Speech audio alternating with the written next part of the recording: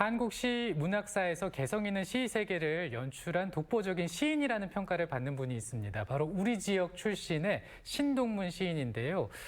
글을 기리는 문학제가 우리 지역에서 열리게 됐죠? 그렇습니다. 신동문 문학제가요, 지난 2012년부터 시작이 됐는데요. 네. 코로나19로 3년간 중단됐다가 올해 바로 내일 열립니다. 올해가 8번째라고 합니다. 네, 내일 열리는 신동문 문학제에 대해서 미리 보기 해보겠습니다. 사단법인 딩하도라 문예원의 박영수 이사장과 함께하죠. 어서 오십시오. 어서 오세요, 이사장님. 반갑습니다. 안녕하세요. 네, 반갑습니다. 아주 시적인 멘트 같습니다.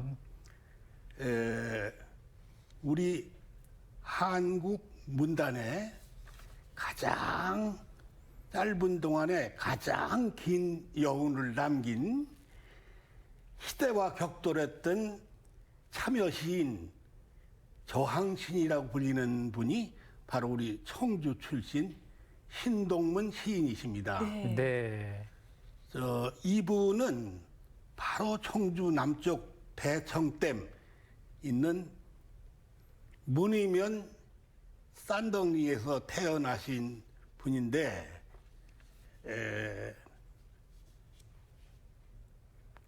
그 공군에 입대하셨다가 제대를 한 후 병이 나서 도립병원에 입원 중에 쓴 시 풍선기라는 연작시가 네.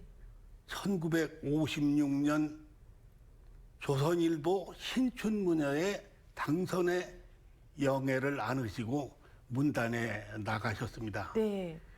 이분은 청주에서 후진 양성에 진력하시면서 많은 시를 쓰셔가지고 문단을 아주 빛내셨는데, 이분에 대해서 잠깐 말씀드리면은, 신동문 시인. 네. 네.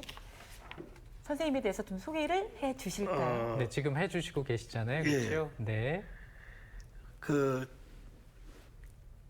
참여 시인으로 불리는 아주 그 사회적인 시를 네. 많이 남기셨습니다. 네, 네. 자, 그런데 지금 그만 참여 시인으로 활동한 것이 문제가 좀 돼가지고 정보부에 가서 모진 고초를 당하다가 네. 네. 일찍이 절필을 선언하고 고향으로 내려가서 단양에서 과수농사 침술 봉사를 하면서 66세로 일생을 바치셨습니다. 그렇군요. 네, 이 신동문 선생님께서는 네. 이제 수영 다이빙 국가대표를 지내기도 하셨는데요. 맞습니다. 몸이 아파서 이제 시를 쓰기 시작하셨고, 네. 그리고 이제 이렇게 훌륭하신 시인으로 지금 네. 후세에 이제 이름을 이렇게 그 이름을 세우셨습니다. 그렇습니다. 지금 이제 책자가 있는데요. 이게 네. 바로 신동문 선생의 이제 시집입니다. 풍선과 제3포부라고 적혀져 있는데요. 네. 안을 좀 살짝 보시면은 네, 지금 우리 이 시집이 네. 56년에 나온 건데 네. 아마 이 시집을 지금까지 보관하고 있는 분들이 몇 분 안 될 겁니다. 정말 그러실 것 제 책도 같습니다. 하도 보자는 분들이 많아가지고 네. 그 좀 이렇게 좀 네. 상했습니다. 좀. 그래도 제가 제일 자랑하는 시집입니다. 네. 굉장히 귀한 시집입니다. 그렇습니다. 자, 이사장님께서는 신동문 그 시인을 얼마나 애정을 갖고 이렇게 사랑하시고 하시나요? 그 말씀을 들으니까 가슴이 좀 뭉클해집니다만, 저는 고등학교 3학년 때 그 시공부를 하다가 이분이 도립병원에 입원해 계신 걸 알고서 문병을 간 일이 있습니다. 네. 그때 이분이 침대 위에서 책을 보시다가 네. 이렇게 반겨주시면서 너무도 지성적인, 너무도 시적인 얘기를 이렇게 쭉 털어놓으시는 걸 네. 듣고 네. 아주 존경심이 그때부터 생겼습니다. 그래서 이분이 우리 청주 문학도들을 지도해 주실 때 이분을 따라다니면서 이분을 우러러게 되고 존경을 하게 된 것입니다. 그런데 이분이 그렇게 훌륭한 시인을 제가 문화생이 되면서도 제가 부족하고 모자란 사람으로 돼서 좀 부끄럽다는 생각이 좀 듭니다. 선생을 그렇군요. 또 생전에 만나셨었군요. 네, 그것이 네. 인연이 돼서 이제 또 이렇게 이 자리에 함께 나오게 되셨는데요.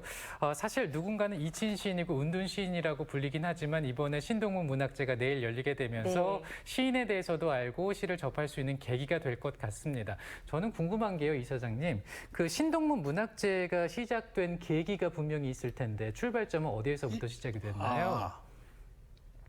이 신동문 문학제를 여는 그 단체는 청주에서 2006년부터 시 전문지 딩하도라를 발행하는 그 딩하도라 문예원인데 네. 임승빈 시인께서 네. 이 신동문 시인을 존경하면서 이 문학제를 개최하게 네. 된 것입니다. 학술 세미나가 있었다면서요? 2011년도에 말이죠. 예, 그렇습니다. 2012년도에 네. 열려가지고 네. 학술 세미나. 그때 한 해는 그 추모제였고 아, 제1회 신동문 문학제 그 프로그램인데 네. 요게 2013년부터 열리기 시작을 해서 일다가 코로나로 인해서 3년간 중단됐다가 내일 제8회 신동문 문학제가 상당구청 공연장에서 열리게 네. 됐습니다. 그렇습니다. 이렇게 문학제를 열어주시니까 네. 신동문 시인, 신동문 선생이 어떤 분인지 우리가 알 수가 있고요. 만약 그렇지 않았다면 사실 잘 몰랐을 것 같거든요. 2012년부터요. 신동문 문학제가 열린 것으로 알고 있는데요. 올해가 8회째잖아요. 이사장님 기억하시기에 가장 기억에 남는 문학제는 몇 회였었나요? 저는 뭐 1회 때부터 아주 기억에 살아 있습니다만은 네. 제가 볼 때 그 제4회 때 문학제가 네. 좀 인상에 남는 거는 네. 우리 CJB 청주 방송에서 신동문 선생에 대해서 존경심을 가지시고 공동 개최를 해주던 해에 아주 굉장히 인기를 끌었다고 생각이 됩니다. 그분 네. 그때 제일 잊혀지지 않는 게 그 프로그램에 이두영 회장님 좋은 글이 나오게 되고 그리고 그 어린이 합창단이요. 합창단 네. 공연이 있었는데 그거에 아주 정말 화면에 방송한 것들이 뜨면서 네. 인기 짱이었습니다. 그래서 사회가 제일 인상에 남고 네.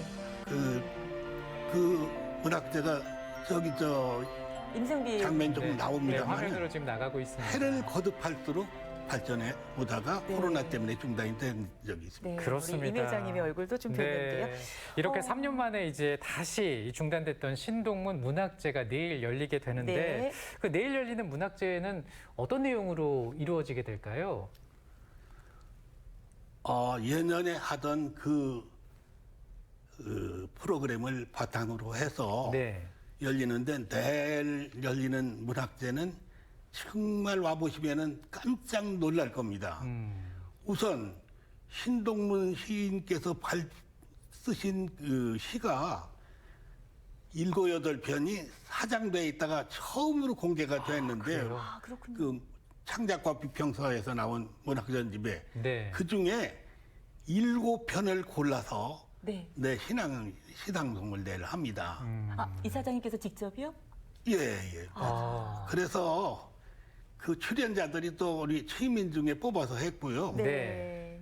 그리고 주제 강연이 또 아주 인기를 끌 것 같은 것이 이 시인 되시는 분이 출판 기획자 신동문 시인 이렇게 해가지고 이분이 서울 가셔가지고 언론 출판사에서 활동하실 때 그 출판에 아주 빛을 대단히 발휘하셨어요. 그 숨은 이야기들을 내일 털어놓거든요. 그래서 아마 청주 시민들이 그걸 들으시면 아, 신동문 시인이 이런 분이셨구나 하는 생각이 들 걸로 생각이 됩니다. 네. 내일 문학제는 뭐 오후 4시에 상당구청에서 그러니까요. 열리는데 정말 아주 네. 특별한 문학제가 되겠습니다. 여러분 꼭 기억하시고 가보시면 좋겠고요. 이사장님, 그 네. 신동문 문학상이 이번에 새로 신설이 됐더라고요. 예. 이게 상당히 의미 있고 상금도 어마어마하던데, 네, 어떻게 해서 신동문 문학상을 네, 이렇게 신설하게 되셨나요? 예, 그동안 신동문 청소년 문학상은 7년간 줘왔는데요. 네. 신동문 선생을 전국에 기리기 위해서 전국 시인 중에 한 분을 뽑아서 시상하는 게 신동문 문학상이고 네. 상금이 1,000만 원입니다. 오, 네. 대단합니다. 그런데 이번에 네. 청주 출신이긴 합니다만은 우리 서울 가서 아주 한국 시단을 빛내고 있는 함기석 시인이 선정되셨습니다. 이 함기석 시인 시집을 12권이나 내신 아주 훌륭한 시인이십니다. 네. 그리고 이 글을 참 많이 쓰시고 네. 강연도 참 많이 하십니다. 그리고 우리 청주 문인들을 위해서 청주 시인만 아니라 전 문인으로 대상할 문학상이 신동문 청주 문학상인데요. 네. 네. 요 제1회 수상자는 아동 문학가인 전병호 동시인이 선정이 됐습니다. 아, 그렇군요. 신동문 청주문학상 네. 대상자 말씀하시는 거죠? 그 전병호 동시인은 이 우리 푸른문 신동문 시인이 제창하신 푸른문 문학회의 네. 회원이었었던 분으로 우리 동아일보 신춘문예 당선이 되신 분이신데 네, 네, 네. 이분은 그 아주 한국 동시문단에 큰 빛을 발하고 있습니다. 네. 그렇군요. 네. 자, 이번 신동문 문학제가 내일 열리게 됩니다. 우리 그 방송 보시는 시청자 여러분들 이 문학제에 많은 관심 바란다는 말씀 좀 해주시겠습니까? 정말 저 청주 사람입니다만은 청주에 대한 깊은 애향심으로 네. 청주 문단을 대단히 크게 빛내신 분이 1993년에 세상을 떠나신 신동문 시인이십니다. 네. 그래서 이 신동문 시인은 돌아가신 후에 더 빛을 발하는 그러한 시인이시니까 이분에 대한 생애를 재조명하고 희심을 우러러볼 수 있는 신동문 문학제가 아마도 청주 시민들을 위한 문학축제가 되지 않을까 이런 생각이 들고요. 더군다나 우리 청주시가 법정 문화도시로 맞습니다. 선정이 네. 됐지 않습니까? 네.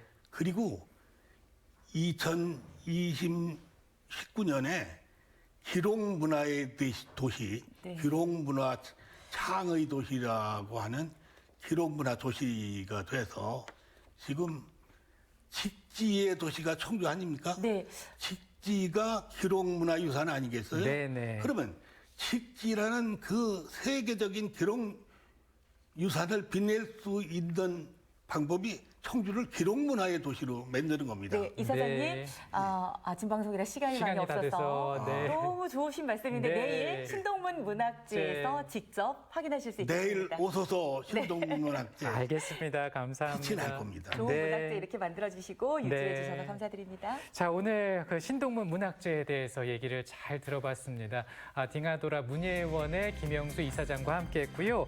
자, 일요일 한글날인데요. 근데 한글 한글로 사용할 수 있는 단어들을 외국어로 표현을 하는 경우가 많더라고요. 네, 그렇습니다. 그래서 우리말로 사용하기를 권하고 있습니다. 네. 국립국어원에서 예를 들면 피팅은 입어보기, 부스터샷은 추가 접촉, 또 무빙 워크는 자동결이라고 순화해서 쓰기로 했으니까요. 네. 많이 활용하시면 좋겠습니다. 네, 저희는 다음 주 목요일 이 시간에 인사드리겠습니다. 고맙습니다. 고맙습니다.